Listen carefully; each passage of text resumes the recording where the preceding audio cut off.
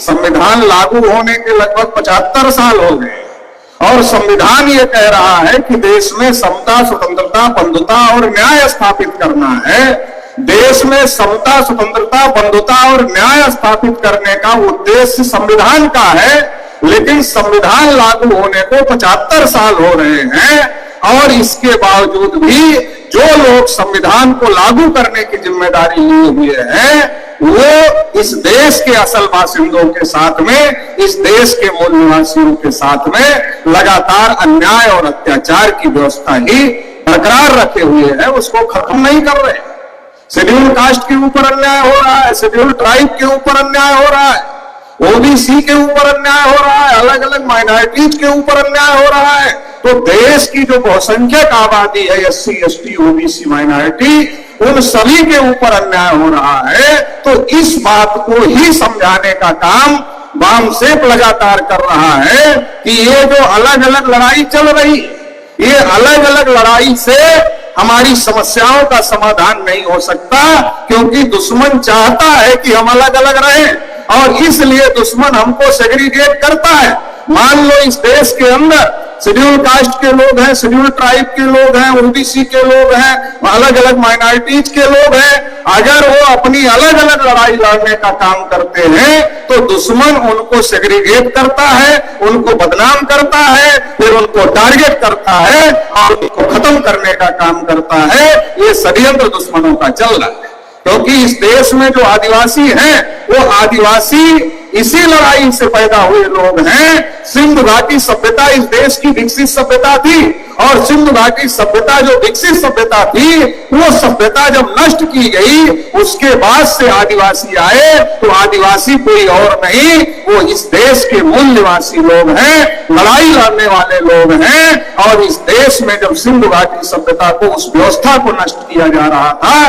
तो उस लड़ाई को लड़ने वाले, उसका नेतृत्व करने वाले लोग हैं। तो इस बात को हम लोगों को समझने की जरूरत है कि जब इस देश में संविधान बनने की प्रक्रिया शुरू हुई और संविधान बनने की प्रक्रिया के साथ साथ शोषित वंचित समाज के लोगों ने, जो फूले साहू अम्बेडकर का मूवमेंट था, पेरियार का मूवमेंट था, उन लोगों ने यह तय किया कि जो वंचित समूह के लोग हैं उनकी अलग अलग कैटेगरी होनी चाहिए, उनको चिन्हित किया जाना चाहिए और उनके लिए विशेष प्रकार की योजना बनाई जानी चाहिए ताकि उनको भी सबके बराबर खड़ा किया जा सके। आज भारत मुक्ति मोर्चा के राष्ट्रीय अधिवेशन के तीसरे और आखिरी दिन जो विषय लगाया गया है इस सत्र में,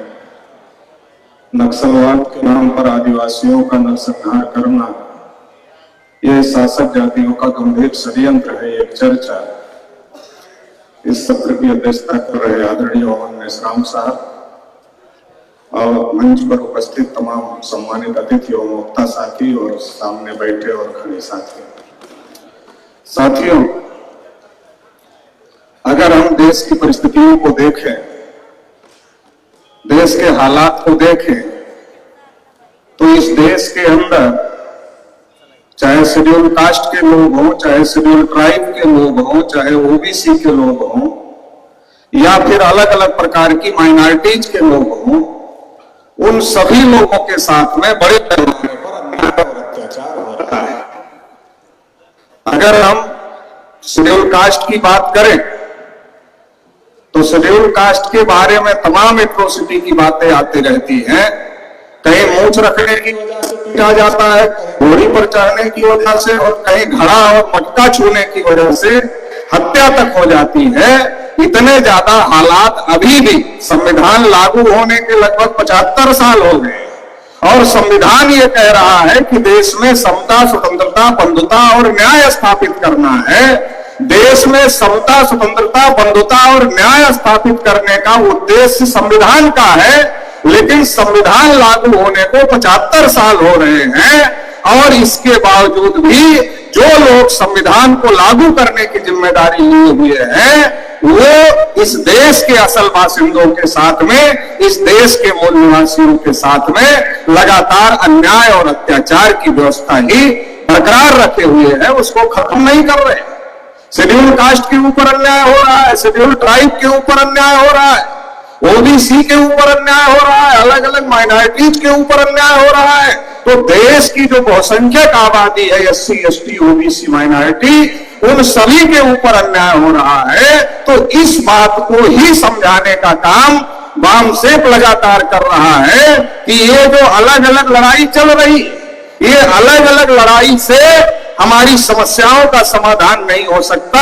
क्योंकि दुश्मन चाहता है कि हम अलग अलग रहें, और इसलिए दुश्मन हमको सेग्रीगेट करता है। मान लो इस देश के अंदर शेड्यूल कास्ट के लोग हैं, शेड्यूल ट्राइब के लोग हैं, ओबीसी के लोग हैं, अलग अलग माइनॉरिटीज के लोग हैं, अगर वो अपनी अलग अलग लड़ाई लड़ने का काम करते हैं तो दुश्मन उनको सेग्रीगेट करता है, उनको बदनाम करता है, फिर उनको टारगेट करता है और उनको खत्म करने का काम करता है। ये षड्यंत्र दुश्मनों का चल रहा है, क्योंकि इस देश में जो आदिवासी हैं, वो आदिवासी इसी लड़ाई से पैदा हुए लोग हैं। सिंधु घाटी सभ्यता इस देश की विकसित सभ्यता थी, और सिंधु घाटी सभ्यता जो विकसित सभ्यता थी, वो सभ्यता जब नष्ट की गई, उसके बाद से आदिवासी आए, तो आदिवासी कोई और नहीं, वो इस देश के मूल निवासी लोग हैं, लड़ाई लड़ने वाले लोग हैं। और इस देश में जब सिंधु घाटी सभ्यता को, उस व्यवस्था को नष्ट किया जा रहा था, तो उस लड़ाई को लड़ने वाले, उसका नेतृत्व करने वाले लोग हैं। तो इस बात को हम लोगों को समझने की जरूरत है कि जब इस देश में संविधान बनने की प्रक्रिया शुरू हुई, और संविधान बनने की प्रक्रिया के साथ साथ शोषित वंचित समाज के लोगों ने, जो फूले साहू अंबेडकर का मूवमेंट था, पेरियार का मूवमेंट था, उन लोगों ने यह तय किया कि जो वंचित समूह के लोग हैं, उनकी अलग अलग कैटेगरी होनी चाहिए, उनको चिन्हित किया जाना चाहिए, और उनके लिए विशेष प्रकार की योजना बनाई जानी चाहिए, ताकि उनको भी सबके बराबर खड़ा किया जा सके। जब इस लड़ाई को बाबा साहब अंबेडकर लड़ रहे थे, गोलमेज से लेकर संविधान सभा तक, और संविधान सभा के बाद में भी जब वो लगातार इस लड़ाई को लड़ रहे थे, तो लगातार उनके कदम कदम पर रोड़े अटकाए जा रहे थे, उनको रोकने की कोशिश हो रही थी, क्योंकि ब्राह्मण ये चाहते थे कि इस देश में उनकी ही व्यवस्था चले, जो उन्होंने व्यवस्था बनाई हुई है। वो ये नहीं चाहते थे कि किसी की अलग अलग कैटेगरी बने, और उनकी व्यवस्था से बाहर निकल करके उन समाजों का भी विकास हो, जिन समाजों को उन्होंने दबा कर रखा है, पीछे दबा